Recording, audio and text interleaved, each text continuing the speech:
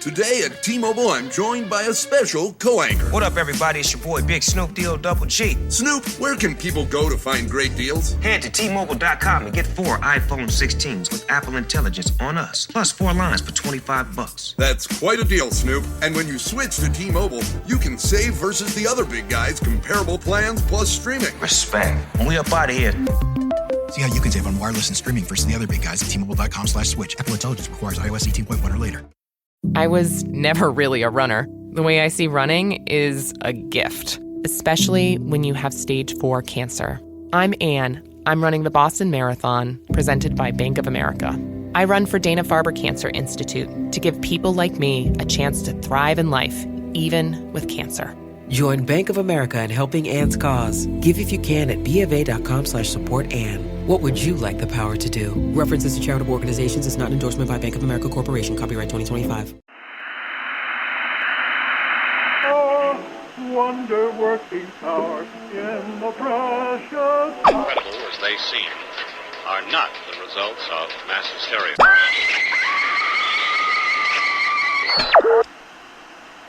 You may wish to adjust the dial. You are currently tuned into the wrong station.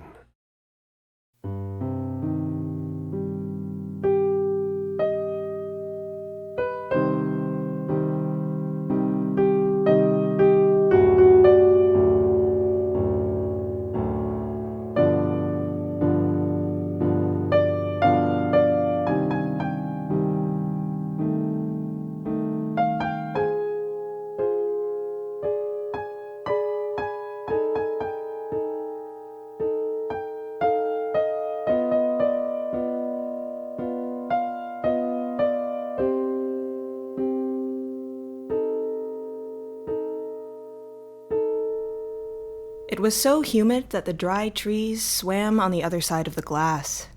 The station had an air conditioner jammed through one of its windows, but the machine lay silent.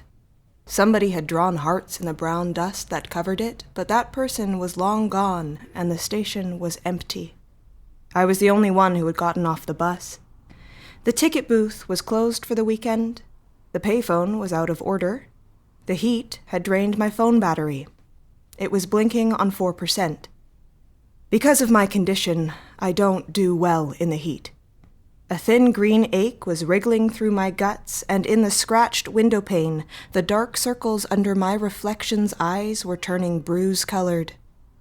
Her skin looked pale and translucent in the glass, like the skin of a dumpling. I looked away. I hate my reflection.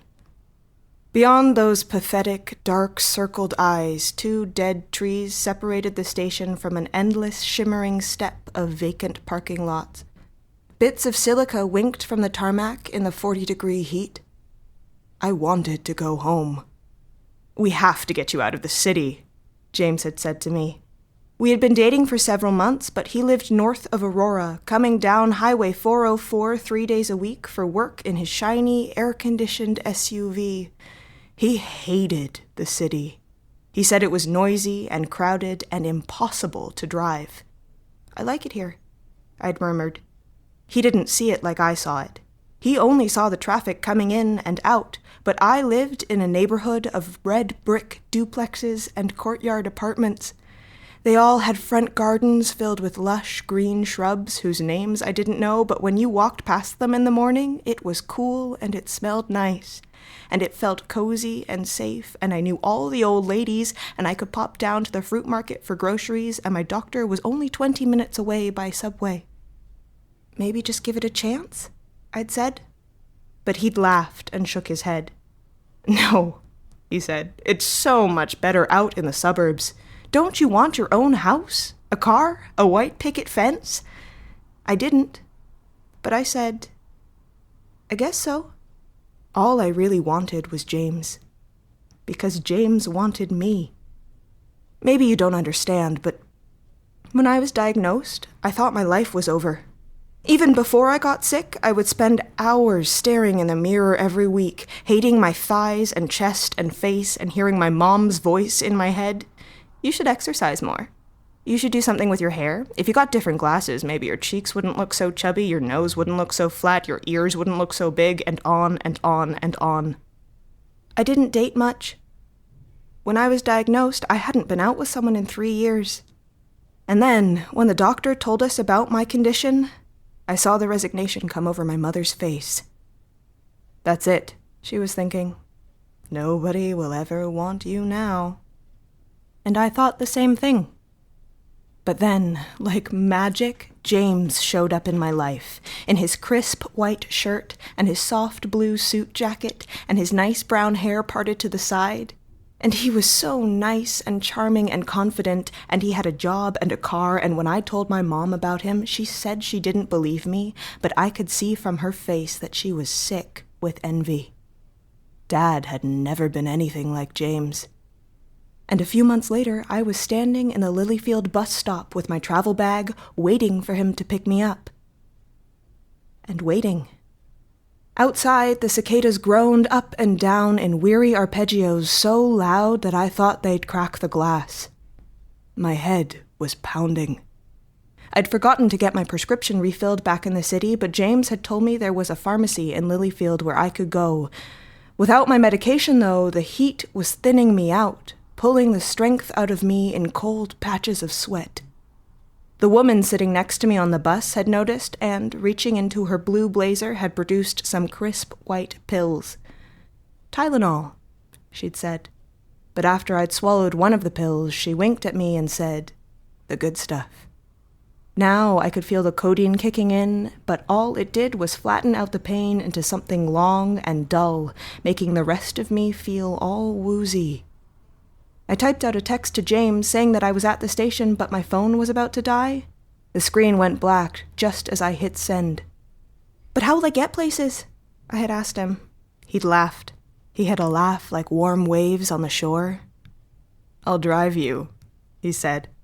But what if you're out, or I can't get a hold of you, I'd said. What if I need my medication? What then? He'd wrapped his arms around me. He always smelled of nice aftershave. Don't you trust that I'll take care of you? He'd said. And I'd still had concerns, but his arms were so warm and strong, and his chest was so firm as I lay my head against it, that I let the topic go and let him lead me around the kitchen in a slow dance. The station clock was stopped. I had no idea how long I'd been there, but it felt like a long time. Where was he? I took a drink from the tap in the women's washroom, but the water tasted like old pipes. Something must have happened. I rushed back to the window, worried I'd missed him, but the lot was still empty. Maybe the car had broken down? Maybe he was desperately trying to call me, but he couldn't get through because my phone was dead. Stupid. It was all my fault. I was ruining this. He'd smile and say it was okay, but we'd drift apart after this, and I'd lose the only good thing, no, the only thing in my life. I opened the door. A wave of heat washed over me. I felt lightheaded, and the ache was throbbing in my stomach and forehead. I still had one of those pills from the lady on the bus, and I took it to fortify myself. I looked at Google Maps before my phone had died. From here, it was only an hour and a bit walk along the highway into Lilyfield, where a little white house with a white picket fence stood at 27 Poppy Street. I stepped onto the tarmac and started to walk. The sun was right overhead. It was so hot I thought the plastic wheels of my travel bag would melt into the pavement. As I turned from the parking lot down the side of the highway, the fresh dose of codeine washed over me like white surf on a sunlit beach. The headache was not so much gone, but carried by the wave into a corner of my mind where I forgot about it. The pills made everything even brighter and hazier. I felt like I was floating on the thick, humid air, floating down the road like a raft down a warm stream. A pickup pulled up beside me, a shiny new one, the color of James's blue suit jacket. The window rolled down and a woman leaned across from the driver's seat. I had an impression of a trim figure in a crisp white shirt, but in the shadow inside I couldn't really make out her face. "Hey," she said. "Can I give you a lift?" "No, that's okay." I was feeling lightheaded. The ground was swaying up and down at me. "You sure?" she said. The door popped open and swung towards me. A tongue of cool air wrapped around my knees. It's pretty hot out. Everything was very bright. Okay, I said, and I climbed into the car. We began to roll down the blacktop as I buckled up. My clothes were stuck to my skin with sweat, and the air conditioning made me shiver. The woman didn't touch the temperature, and I didn't want to ask. "My name's Jamie," she said. I introduced myself. "Jamie," I said. "My boyfriend's name is James. James Harris. Do you know him?" White teeth reflected the brightness outside in the shadowy cab. "Sure do," she said.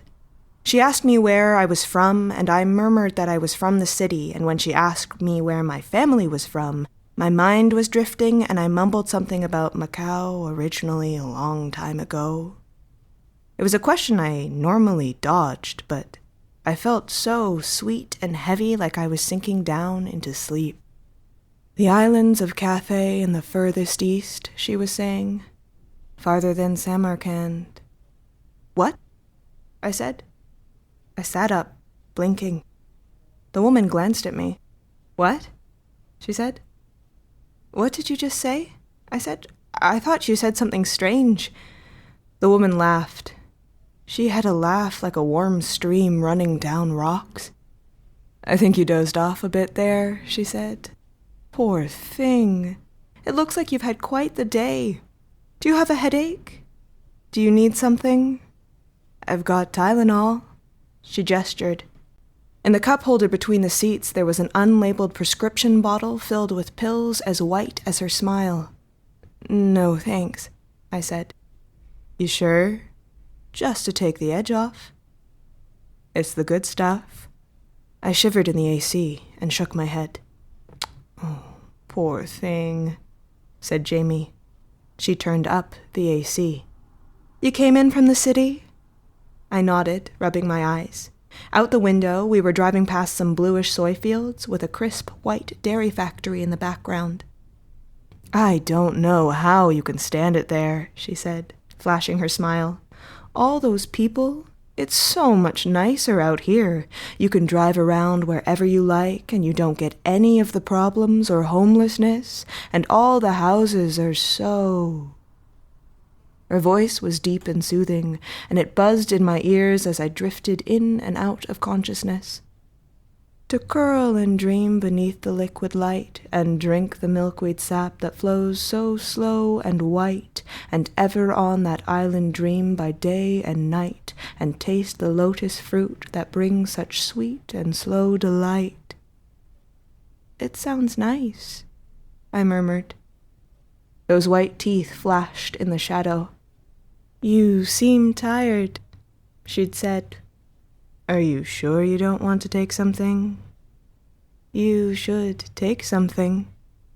I wafted out of consciousness again, and her warm and droning voice filled the car and my ears with talk of islands in the gentle sea and spreading foam on golden sands and going there together, you and me.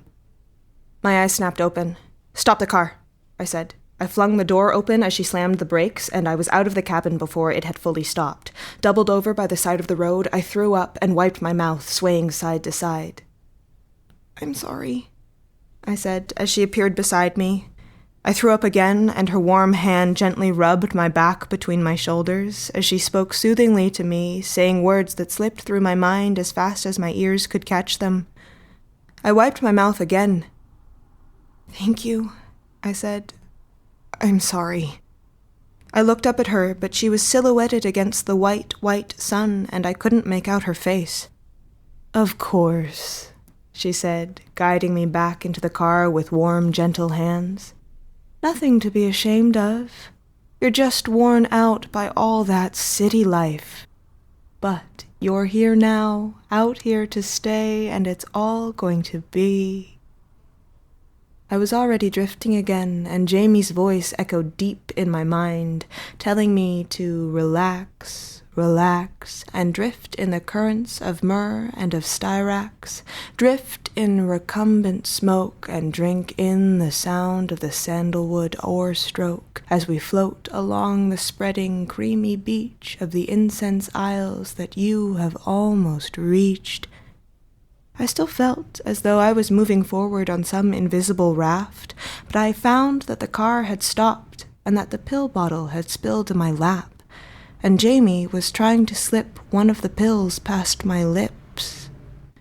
I lurched sideways out of the car, stumbling and scraping my palms on the searing pavement.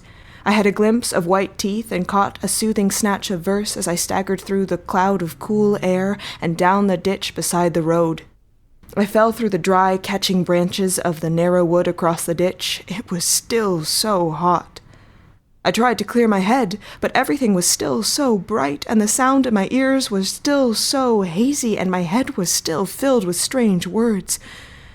Bright ribbons of blood flowed down my forearms and cheek like streams that fall so slow like downward smoke to pools below, where blooms of poppy bend and weep and stranded sailors lap the poppy sap that seeps. I shook my head, staggered up the draw, and found myself on a different road. I fell against the hot metal of a signpost and looked up. "Poppy Street," it said. I started to cry with relief. It was still so hot.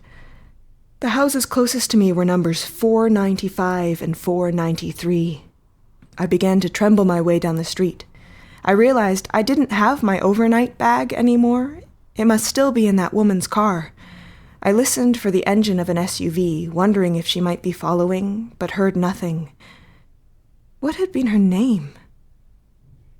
Jamie. It was such a nice name. I felt so foolish that I had made such a bad first impression in Lilyfield. Surely she must have been trying to help me. It was just that I was so woozy and tired. I had taken it all the wrong way, but James would help. James would sort it all out. He would make it okay with his easy way of talking to people and his white, flashing smile.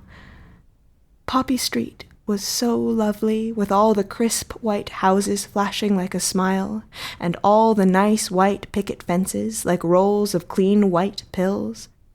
But all the doors and windows seemed open and empty, and though there were a lot of nice blue cars in the driveway, all of their windows had been grimed up or broken long ago, and their bare axles sat rusting right on the pavement. My dad works in B2B marketing. He came by my school for career day and said he was a big ROAS man. Then he told everyone how much he loved calculating his return on ad spend. My friends still laugh at me to this day.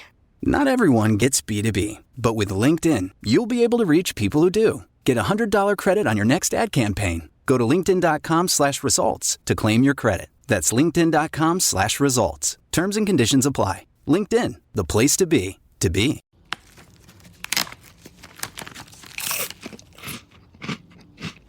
Uh-oh, the last cookie. You can get a new box of cookies in as fast as an hour with Walmart Express Delivery. Are you my guilty self-conscience? No, I'm the voice offering you promo code EXPRESS for free delivery on your first order. Hey, who ate my cookies? You mean, these cookies? Order now. Welcome to your Walmart. Promotion valid for first express delivery order. $50 minimum subject to availability. Restrictions apply. I came to an intersection and looked up and down both streets in both directions. Poppy Street and Lotus Avenue swept into the distance, glinting with silica, matched on either side by empty white houses and rusted blue SUVs. It was very quiet. In the far distance, I thought I could hear the highway, its soft rush sounding like a far-off beach. Closer to hand, Lilyfield was silent, neat, and perfect. I crossed the street, looking both ways and giggling at myself for thinking that a car might come. Of course it wouldn't. Everybody in the driver's seats of all these SUVs had nodded off to sleep and had been in such a deep slumber for such a long time that their skin had gone all brown and stretched tight over their skeletons. On the other side of the crossing there was a white building with a blue sign that said pharmacy. Its empty front door hung open at me, dark and cool like the cab of an air-conditioned pickup. I frowned, trying to remember why I had wanted a pharmacy when everything was so perfect, but it looked cool and inviting, so I went inside. Another brown, withered-up man sat dreaming behind the counter, with his 2 hands pressed together into a pillow for his cheek. He looked so warm and peaceful that I smiled, wanting to drift away with him. I looked around at the shelves. What had I needed again? I couldn't remember the name, but it didn't matter. All the shelves held the same thing. Hundreds of identical, unlabeled prescription bottles, all filled with white, crisp pills. "It's the good stuff," read one advertisement, sticking out from the shelves. "Special offer," read the price tags. "Free." "That's nice," I said. I took one of the bottles and waved at the sleeping cashier as I stepped back outside. I continued to drift down the street, unscrewing the cap, but something was bothering me. There were words in my head, not the nice words like amaranth and asphodel and lotus bloom and philomel, but short, ugly ones like run, danger, stop, don't, get out, bus, and escape. I tried to find where they were coming from, but they were all coming from this corner of my mind where the nice warm waves of codeine had washed them, along with all the bad feelings like tiredness and headache, and all the bad memories like Mom and the doctor and my condition and the city, that terrible place where you could never drive anywhere, and there were all these problems and there wasn't any peace and quiet. I frowned. And the bad thoughts got louder and would have taken me over if I hadn't noticed the numbers on the houses and how close they were to the number 27. I was almost there, and I knew when I walked up the front path it would be paved with nice white rectangular stones like the placket of a crisp white shirt. And when I opened the front door, James would be there waiting for me, along with a cool breath of air conditioning and a glass of ice-cold water, and a plane ticket for some faraway destination over the ocean to the east, where we could lie on the beach and forget about it all, about the city and my mom and my condition, and anything but the nectar sweet that rolls from sea-blown blossoms down to bathe our crowns and slumberous feet as we drift beside the honeyed tide that washes through our rafts of dewy fruit and sheaves of manna's silvered wheat. Number 27. I stopped. It was still so hot. I felt so far away in my head, already on the shores.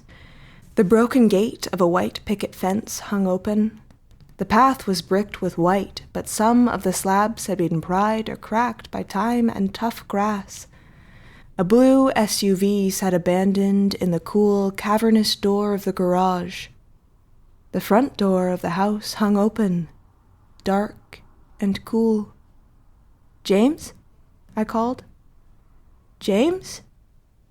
But nobody was there. Nobody in the whole neighborhood. Nobody in the whole town.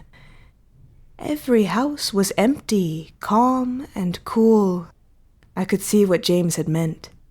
It was so much quieter here than in the loud and crowded city. I stepped inside. It felt so cool. It felt so nice. It was quiet and dim. The house creaked as a breeze blew through it. A thin layer of white sand glinted between the floorboards like silica in the tarmac. Nobody had lived here for many, many years.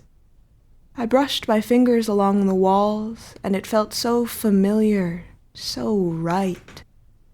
A house in the suburbs, a house all my own. In the living room, a water-damaged old sofa lay in the middle of the floor, and one of the weathered brown sleepers sat in it, with his arms spread out over the sofa back. Although the brown oils of his skin had stained his clothes like grease through a paper bag, I could tell his shirt had once been crisp and white, and his jacket had been a soft sea blue. Around the wall hung dusty frames with cracked and grimy glass. Photos of the couple who had lived there, a handsome man with nice brown hair and a side part, a dark-haired young woman with no circles under her eyes, smiling as though she had never had a green ache in her stomach, or a migraine, or a mother who had told her she'd never be good enough. They looked so happy in all of these photos as they sat together on the white sand of a distant beach. Smiling, I sat down on the couch next to the sleeping man. I pulled his dry arm around my shoulders and snuggled close. I felt so warm and content. A lovely house in the suburbs with a big car and a nice man, just like my mother had always wanted me to have. I began to drift away to sleep, already dreaming of the time when James and I would wake up and take another one of our vacations to some distant tropical beach, somewhere far over the horizon, farther than Samarkand, where creamy surf with sugar crystal sand doth blend, and lily white and poppy bloom descend from drooping weary stems within the stream to downward wend, and ever in the drifting heat begin and end, wherever in a dream canst lifetime spend, all those who call the water lotus friend.